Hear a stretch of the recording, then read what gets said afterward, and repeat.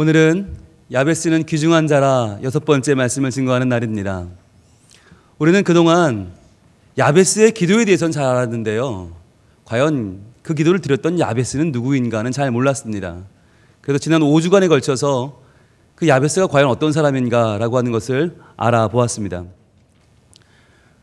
우리는 원래 어떤 사람이 무슨 일을 했다, 어떤 기도를 했다라고 하는 것에 주목하죠. 그래서 어떤 행적, 업적, 무엇을 이뤘는가. 그런데 하나님께서는 우리가 무엇을 했는가 보다 더 중요한 우리가 누구인가에 관심을 갖는다라고 했습니다. 그래서 과연 야베스의 기도보다 중요한 그 기도를 드린 사람은 누구인가, 야베스에 대해서 우리가 5주간 살펴봤는데요. 한번 오늘의 본문을 다시 보겠습니다. 역대상 4장 9절입니다. 같이 읽습니다. 시작.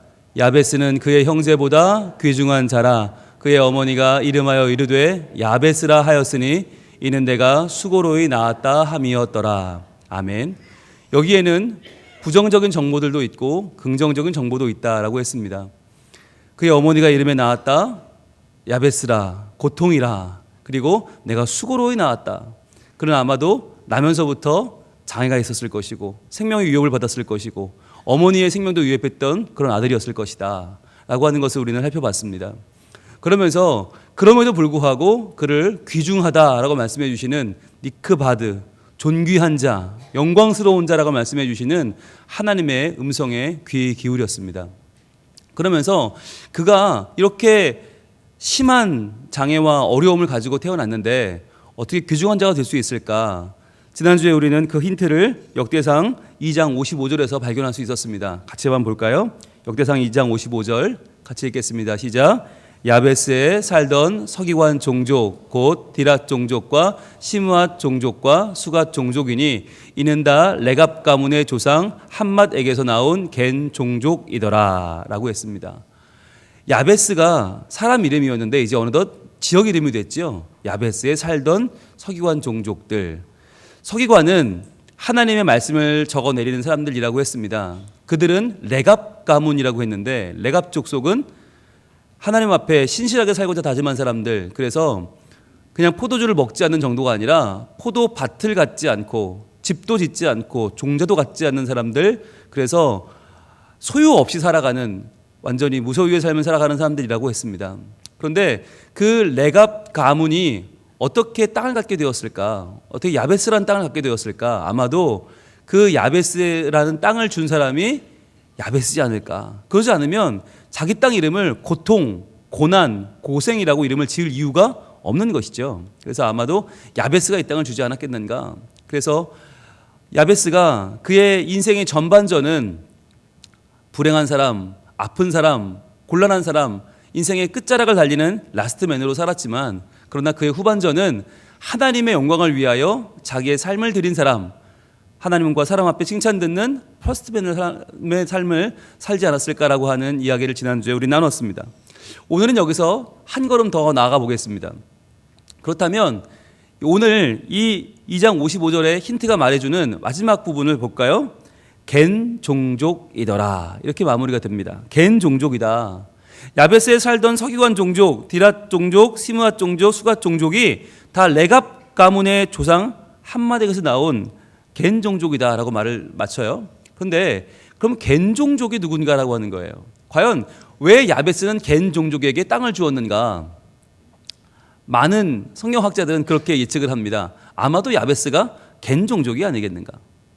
야베스가 겐 종족이었기 때문에 그의 후손인 이 서기관 종족들에게 겐 종족에게 땅을 준 것이고 그래서 이들의 땅이 이름이 야베스가 되지 않았을까라고 많은 성경학자들이 예측을 하고 있습니다. 여기서 궁금한 것은 그럼 겐 종족이 누구냐라고 하는 거죠. 과연 어떤 사람들이 겐 종족인가 한번 알아봅니다. 사사기 1장 16절 보겠습니다. 사사기 1장 16절. 여러분, 우리가 야베스에 대해서 보고 있는 본문은 역대상이지만 이 야베스의 시대는 사사기 시대입니다. 사사 시대입니다. 과연 이 사사 시대에 어떠한 일이 있었는지, 과연 겐 종족은 이때 어떻게 살고 있었는지 한번 보겠습니다. 사사기 1장 16절 같이 읽습니다. 시작. 모세의 장인은 겐 사람이라 그의 자손이 유다 자손과 함께 종려나무 성읍에서 올라가서 아랏 남방의 유다 황무지에 이르러 그 백성 중에 거주하니라. 아멘. 여러분, 사사기를 우리 공부했는데 1절부터 21절까지는 유다 지파가 가장 먼저 가나안 땅을 점령할 때의 이야기입니다. 유다 지파는 누구였냐면 12지파 가운데 가장 강한 지파고 가장 수가 많습니다. 그래서 뭐든지 1번입니다. 전쟁도 선봉됩니다. 가장 앞에 나가 싸웁니다. 그리고 성막을 옮길 때에도 가장 선두했습니다. 예물을 드려도 가장 먼저 드립니다. 유다 지파는 가장 1번이에요. 그런데 그러다 보니까 전쟁터에서 1번은 선봉대는 어떤 역할을 합니까? 적진과 직접 마주칩니다. 그러다 보니까 이 선봉대는 가장 힘들고 가장 많은 피해를 입고 가장 많이 다치고 가장 많이 죽습니다. 그런데 이 선봉대인 유다 지파의 기록인 사사기 1장 1절부터 21절 가운데 누가 들어있는가? 바로 겐 사람들이 들어있다는 거예요. 겐 종족이 들어있어요.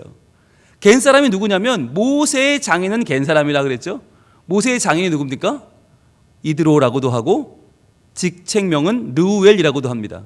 그러니까 모세가 처음에 유대인으로 아기로 레위 지파에서 태어났지만 그러나 바로가 다 죽이라고 해서 나일강에 흘려보내죠. 갈대상자에 넣어서. 그래서 바로의 공주가 그 아이를 발견하고 키웁니다. 40년을 애굽의 왕자로 자랐는데 40세가 되었을 때 자기 동족을 겁박하는 애굽 사람들을 보고 울분이 집으로 올라서 때려 죽이죠. 그리고는 들통날까 봐 도망치는 곳이 어디였냐면 애굽 바깥쪽 광야 미디안이었습니다. 미디안 광야, 그리로 도망을 쳤는데 거기서 누굴 만나요? 아내를 만나요. 운명적으로 시보라라고 하던 아내를 만납니다. 그러다 보니까 그 아내의 아버지, 장인이 누구냐? 미디안 사람이에요. 유대인이 아니에요. 미디안 사람. 그런데 그 미디안에 살던 사람들은 유목민입니다. 뭐 제대로 된 문화가 있길 합니까? 그들 중에 뭐 왕이 있길 합니까? 그러니까 그 사람들은 좀 사회적으로도 약자고요. 많은 사람들이 미천하게 보던 사람들이에요. 근데 그 미디안 사람 중에서도 겐 사람, 그 모세의 장인이 있었는데 그의 자손이 유다 자손과 함께 종려나무 성읍에서 올라갔다. 이렇게 기록하고 있죠. 그러니까 지금 이 사사기 1장의 기록을 보면 겐 사람들, 겐 종족이 어떻게 해서 이 가나안까지 오게 됐는가? 바로 모세의 장인인 이드로의 자손들, 그 겐 사람들이 출애굽한 이스라엘 사람들과 묻어서 함께 광야 40년을 지나서 가나안 땅까지 오게 된 것이죠. 근데 와서는 어떻게 됐는가? 와서는 유다 지파와 함께 선봉장으로 싸운 거예요. 그래서 싸워서 어딜 갔냐면 종려나무 성읍에 올라갔습니다. 종려나무 성읍이 어디냐? 여리고입니다. 여리고가 종려나무 성읍, 아주 유명한 종려나무가 풍성한 성읍인데요. 그런데 이 여리고는 예루살렘, 모든 정치, 종교, 경제의 중심지인 예루살렘의 입구입니다. 우리로 말하면 만남의 광장입니다. 여길 지나가야, 여리고를 지나야 예루살렘에 들어가는 거예요. 그러니까 그만큼 여리고는 그만큼 중요한 지방이고 또 부유한 지방입니다. 여러분 잘 아시는 삭개오가 여리고의 세리장이었습니다. 가장 부유한 지역, 정말 알짜배기 지역의 세리장이었어요. 그러니까 여리고는 그렇게 훌륭하고 많은 사람들이 살고 싶어하는 지역인데 거기서 겐 종족이 살았는가? 그게 아니라 거기서 더 올라갔다. 여리고를 차지했는데 살지 못하고 더 올라가서 아랏 남방의 유다 황무지에 이르러 그 백성 중에 거주하니라 라고 말합니다. 어디 살았다고요? 유다 황무지에 이르러 거기서 살았다라고 하는 거예요. 왜요? 아니 겐 사람들이 지금 유다 지파와 함께 제일 선봉에 싸웠고 열심히 싸웠고 여리고라고 하는 그 굉장히 훌륭한 정말 누구도 남부럽지 않은 땅을 얻었는데 거기에 살지 못하고 오히려 그들이 유다 황무지에 이르러 거기 살았다는 거예요. 왜 그렇습니까? 바로 겐 사람들이 용병이었기 때문이죠. 그 사람들은 이방인이니까 유다인이 아니니까 그들은 천시를 당한 거예요. 야 미디안 겐 사람들 니들 원래 광야에 살았잖아. 니들 원래 저 황무지 출신이잖아. 그러니까 모아우러 여리고처럼 그렇게 좋은 데 살면 니들은 못 써. 야 니들은 그냥 유다 황무지로 가서 거기 네게브 사막 같아서 살아. 그렇게 산 거예요. 싸우기는 똑같이 싸웠는데 유다 지파와 함께 죽어라 싸웠는데 얻은 땅은 유다 황무지였다는 거죠. 게다가 이 유다 황무지에 누가 살고 있었나? 당시에 아말렉 족속이 살고 있었어요. 가나안 족속 중에서도 가장 호전적이고 가장 날카로운 종족인 아말렉과 싸웠다. 즉 그들은요 이 유다 황무지에서 아말렉과 계속 전투하면서 평생을 살아갈 수밖에 없었던 것이죠. 그런데 겐 종족은 그래도 불만을 표시할 수가 없었습니다. 왜냐하면 그들은 이방인이었으니까요. 흘러들어온 이방인이었기 때문에 그들은 유다 지파에게 한마디도 못하고 그냥 황무지에서 아말렉과 싸우며 평생을 살 수밖에 없었습니다. 자, 그런데 그들의 어려움은 여기서 끝난 것이 아닙니다. 그럼 거기서라도 황무지라도 잘 살 수 있었으면 좋았으련만 사울 왕이 나중에 등극하고 나자 사울 왕이 또 이들을 어려움을 주기 시작합니다. 사무엘상 15장 6절로 가봅니다. 사무엘상 15장 6절. 자, 과연 어떤 일이 있었는가?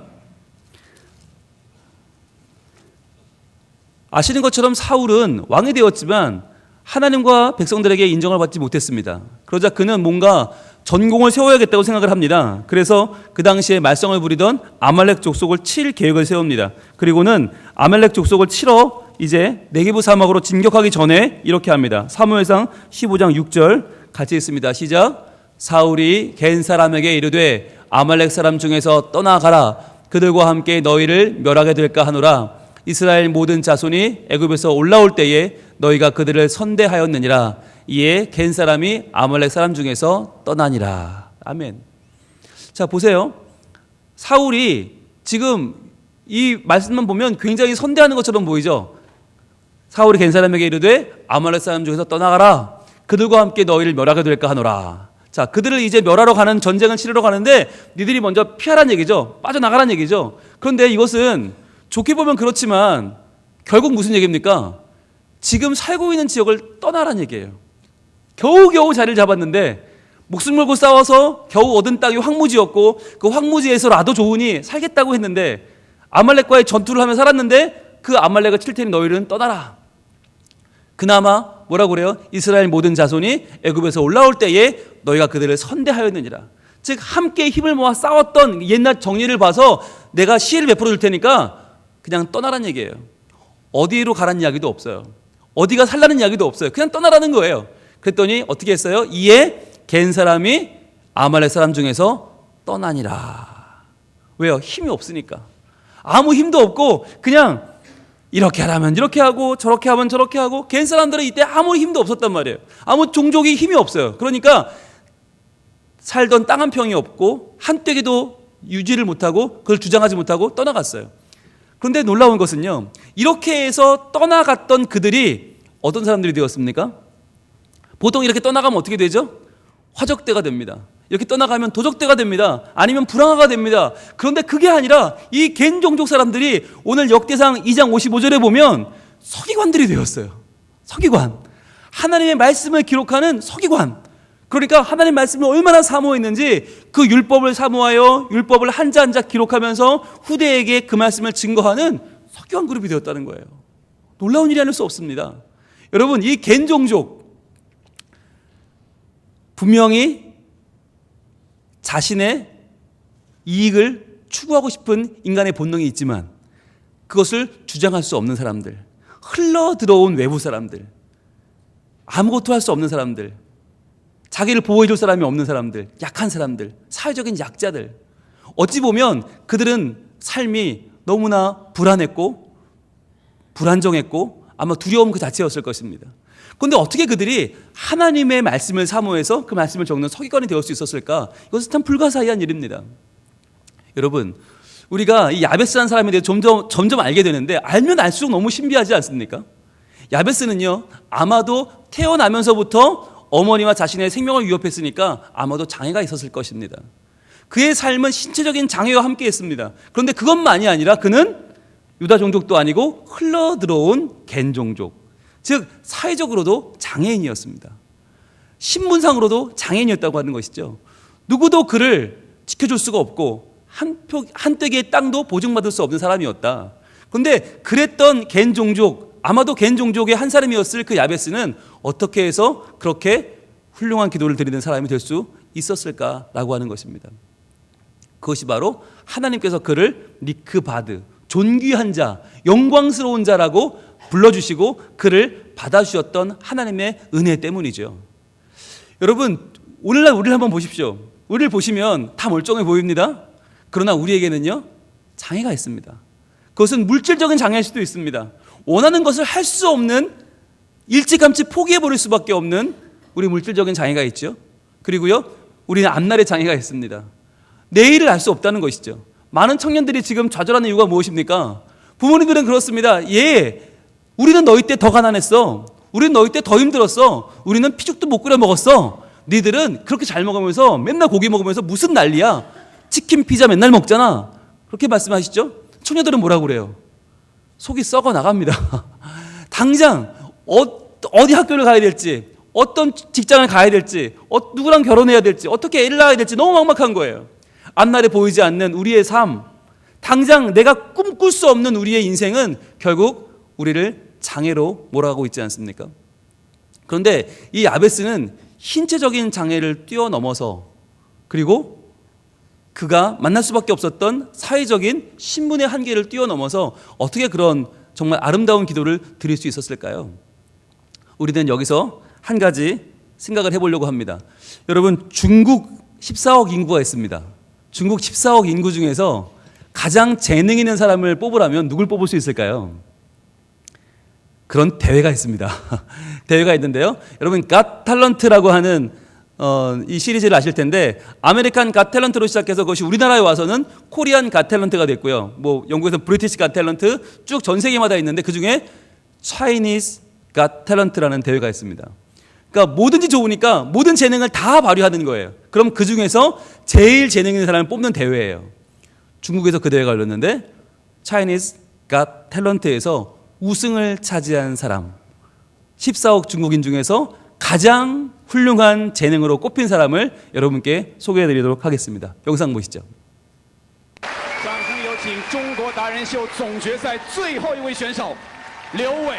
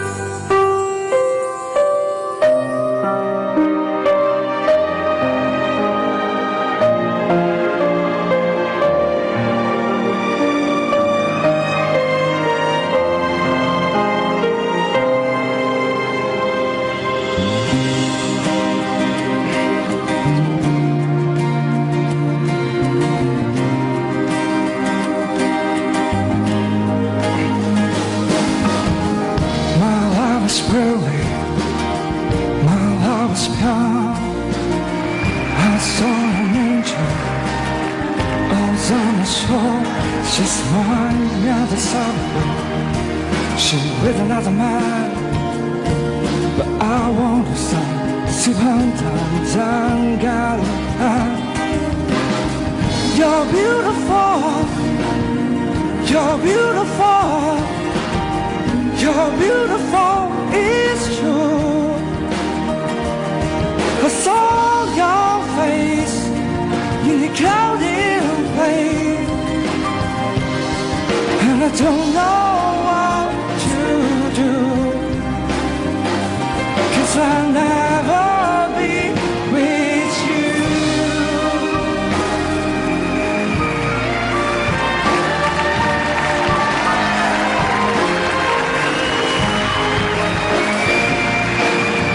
You're beautiful. You're beautiful.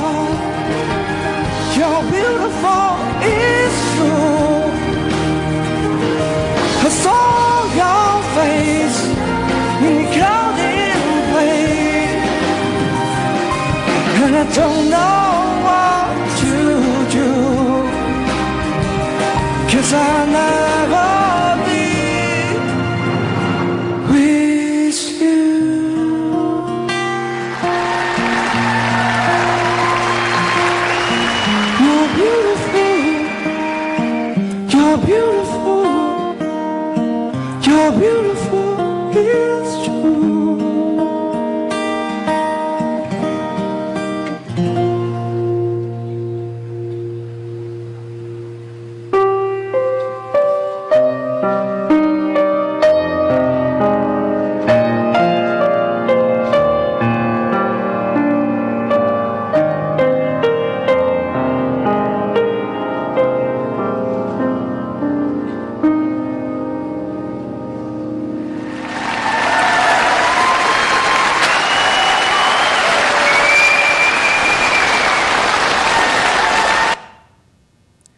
여러분 어떠세요?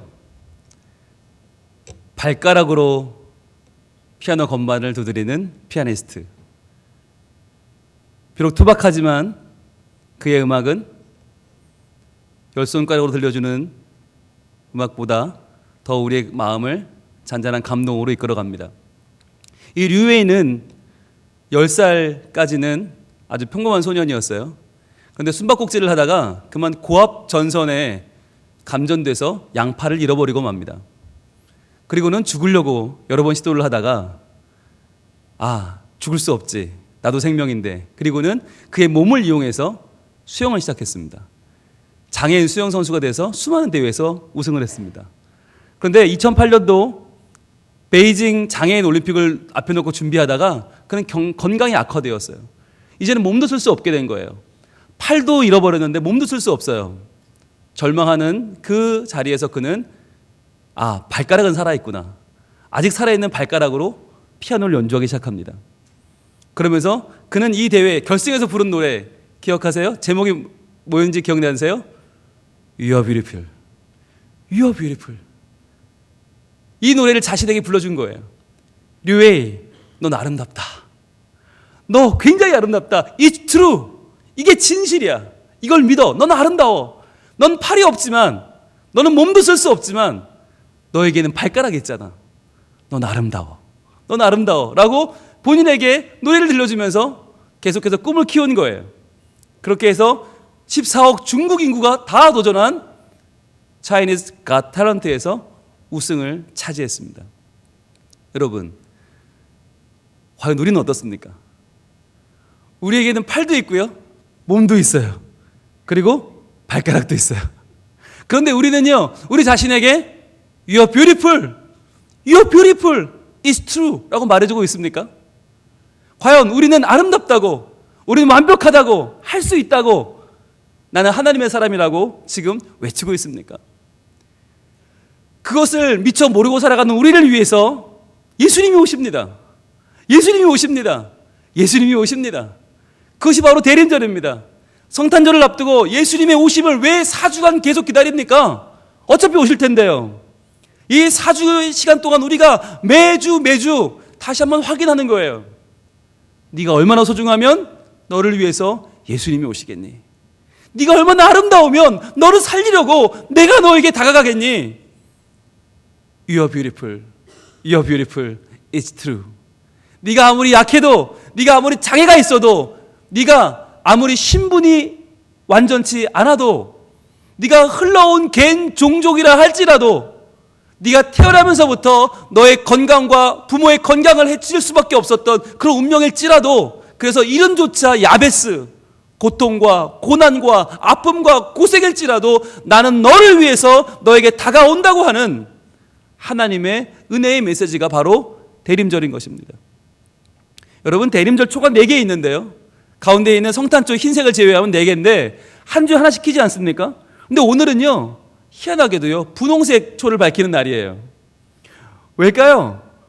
아니, 대림절은 분명히 보라색인데 왜 오늘은 분홍색 초에 불을 켤까요? 바로 왕이신 예수 그리스도를 기다리는 이 경건한 기간 중에도 우리에게는 기쁨이 필요하다는 거예요. 우리에겐 사랑이 필요하고 우리에겐 감사가 필요하다는 거예요. 그래서 오늘은 축제예요.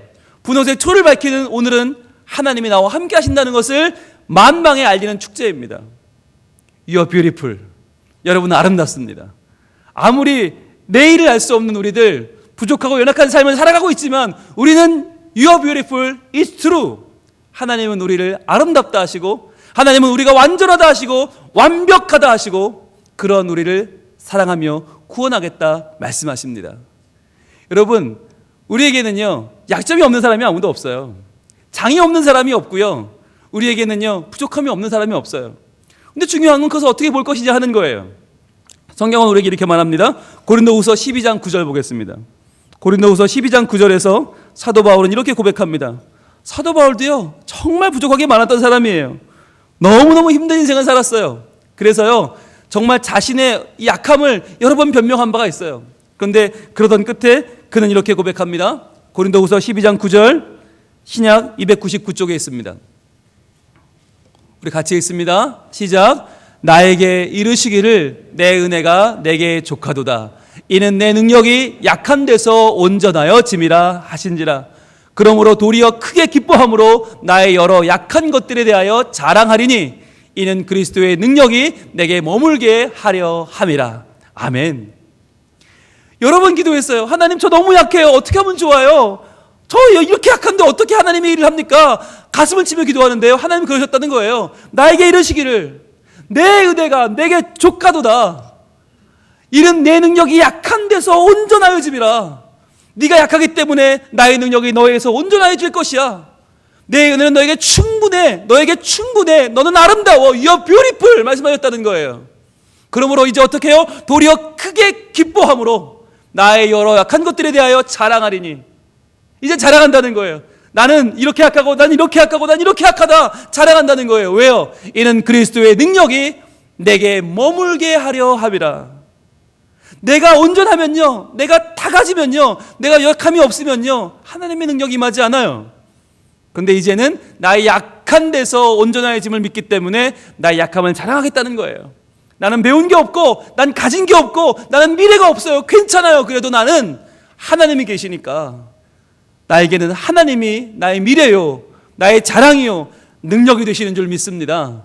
그 하나님을 자랑하며 살겠노라는 다짐을 오늘 이 바울은 하고 있습니다. 그런데 이 바울이 고백하는 바로 이 말이 야베스의 고백이었다는 거예요. 야베스는 신체적으로도 장애인이었고 사회적으로도 신분이 불안한 장애인이었지만, 그러나 그는 포기하지 않았고 매일매일 나에게 다가와 주시는, 너는 귀중하다고 말씀하시는 신실하신 하나님을 붙들었습니다. 하나님 한 번도 나를 실망시킨 적이 없습니다. 하나님은 언제나 공평과 은혜의 손길로 나와 함께 해주셨습니다. 지나온 모든 세월들을 다 돌아보아도 그 어느 것 하나 주의 손길이 아닌 것이 없었습니다. 그래서 저는 오늘도 하나님의 말씀을 적어내려가는 하나님의 사람으로 살아갑니다.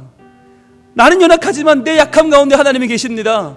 하나님 나를 위해 오십니다. 나를 새롭게 하십니다. 오늘도 아베스는 자기의 장애를 이겨내고 약함을 자랑하면서 하나님의 놀라운 사랑을 찬양합니다. 오늘 이 시간 우리가 함께 이 찬양을 드리기 원합니다.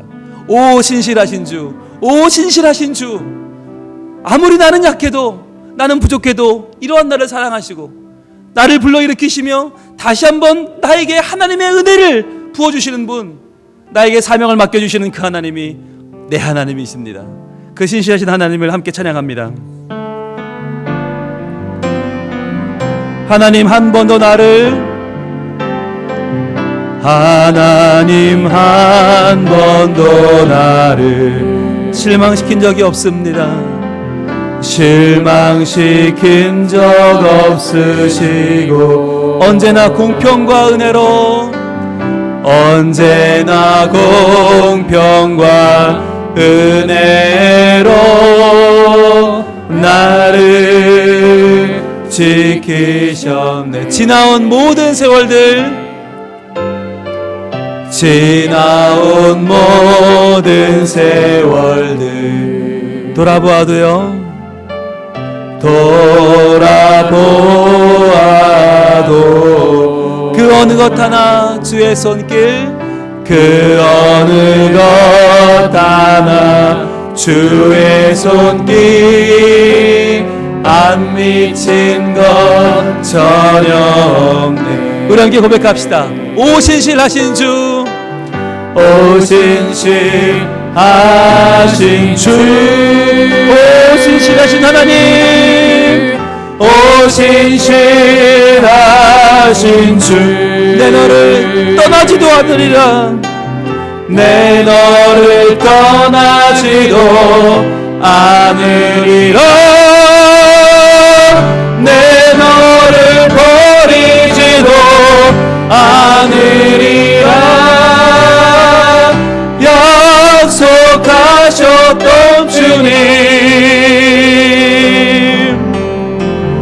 그 약속을 지키사 이후로도 영원토록, 이후로도 영원토록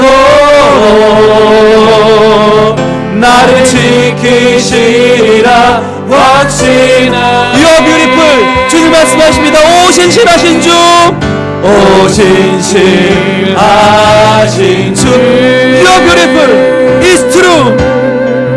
오 신실하신 주, 내 너를 떠나지도 않으리라.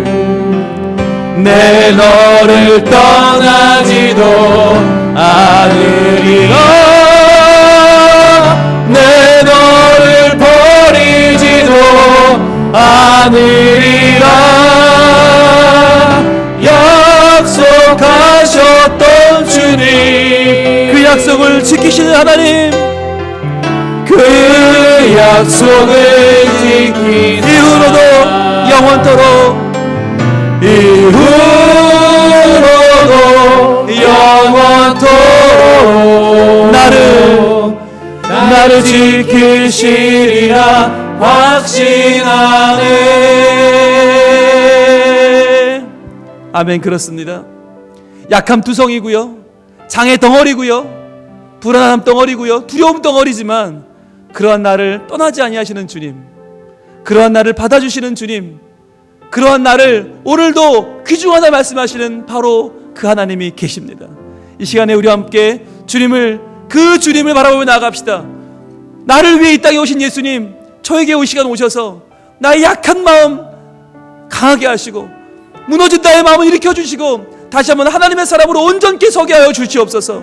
사명을 감당하게 하여 주옵소서. 하나님의 능력의 사람으로 서게 하여 주옵소서. 약해진 나를 붙잡아 주시는 그 손길을 바라보며 주여 보내시고 찬양하며 기도합니다. 주여! 아버지 하나님, 우리 연약한 마음들을 다 내려놓고 기도합니다. 주여, 우리는 장애인입니다. 주여, 우리에게는 신체의 장애가 있고, 우리에게는 앞날의 장애가 있고, 우리는 정서의 장애가 있고, 우리에게는 신분의 장애가 있습니다. 불안합니다. 두렵습니다. 주여, 우리는 온전치 않습니다. 주여, 그렇기 때문에 하나님은 더 우리에게 다가와 주십니다. 또 하나님은 나를 놓지 않으십니다. 주여, 신실한 주님을 의지하고 나갑니다. 주여, 아버지, 연약한 나를 살리시는 주님, 연약한 나를 붙잡아 주시는 주님, 나를 새롭게 하시는 주님을 찬양하며 나갑니다. 주님 도와주시옵소서. 하나님 함께하여 주시옵소서. 주여 도와주시옵소서. 주님이 함께하여 주시옵소서. 주여, 나의 연약한 모습, 나의 약한 모습, 나의 부족한 모습을 다 내려놓고 기도하오니 아버지 하나님, 나의 연약함을 주여 새롭게 하여 주옵소서. 주여, 아무것도 아닙니다. 아무것도 할 수 없습니다. 주여, 그러나 나를 하나님 안에서 모든 것을 할 수 있습니다. 아버지 하나님, 우리의 마음 가운데 하나님을 향한 마음을 주시옵소서. 하나님의 거룩한 마음을 회복시켜 주시옵소서. 거룩한 열정을 회복시켜 주시옵소서. 그리하여 주님, 나를 위해 이 땅에 오신 예수 그리스도를 맞이하며 내 마음속에 주님을 모시고 다시 한번 우리가 아픔 가운데 어려움 가운데 일어날 수 있도록 도와주시옵소서. 승리하는 자가 되게 하여 주옵소서. 진실한 주님 바라보게 하여 주옵소서. 나를 살려주시는 주님을 내 마음에 모시고 나갈 때에 주여, 어떤 어려움도 이길 수 있게 하여 주시고, 주여, 어떤 장애물도 나를 막을 수 없고, 나는 것을 기도하고 주님을 사랑하고 주님을 높이고 나가는 나의 자녀임을 주여 만방에 보이게 하여 주옵소서. 주여, 우리를 위해 오시는 예수 그리스도를 마음에 모시고 나가기 원하오니 주여, 나와 함께 하여 주시고 어떤 어려움도 이길 수 있는 하나님의 사랑으로 나를 붙잡아 주시옵소서. 이기게 하옵소서. 승리하게 하옵소서. 주여, 어려움을 뛰어넘는 하나님의 거룩한 자녀로 나를 삼아 주시옵소서. 주여, 나와 도와주옵소서. 나를 지키시리라 확신하네. 이후로도 영원토록, 이후로도 영원토록 나를 지키시리라 확신하네.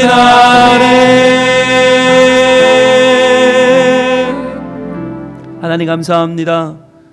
주님, 야베스는 신체적으로도 장애인이었고 신분상으로도 장애인이었습니다. 그러나 그러한 야베스를 하나님 사랑하셔서 귀중한 자라고 높여주셨고, 흘러들어온 종족, 개인 족족의 분규가 있지만 그를 통하여 하나님의 영광을 받으셨습니다. 주여, 이 시간 우리들 앞날이 불투명하고 불안하고 두려운 우리들, 알 수 없는 미래를 살아가는 우리들, 그러나 하나님만 의지하며 신실하신 주님을 찬양하며 나아가오니 주여, 우리들도 하나님 안에서 온전한 하나님의 자녀로 서게 하여 주시옵소서. 우리의 능력을 회복하여 주시옵소서. 우리의 사랑을 회복하여 주시옵소서. 우리의 관계를 회복하여 주시옵소서.